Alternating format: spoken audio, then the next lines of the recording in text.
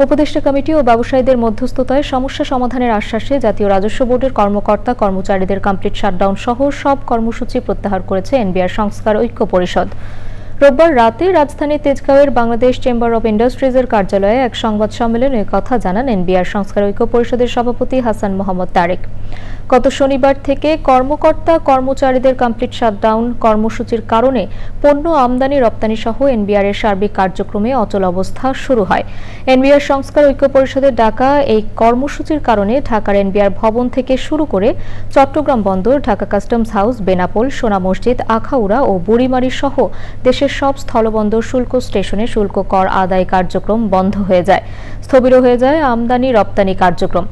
এর আগে রোববার সন্ধ্যা 6:30টার দিকে সচিবালয়ে অর্থ মন্ত্রণালয়ের সভাকক্ষে এনবিআর এর অচল অবস্থা নিরসনে শীর্ষ ব্যবসায়ী নেতাদের সঙ্গে বৈঠক করেন অর্থ উপদেষ্টা সালেহ উদ্দিন আহমেদ। বৈঠক শেষে অর্থ উপদেষ্টা জানান, এনবিআর কর্মকর্তা কর্মচারীদের দাবির পরিপ্রেক্ষিতে 5 সদস্যের সংস্কার কমিটি গঠন করা হয়।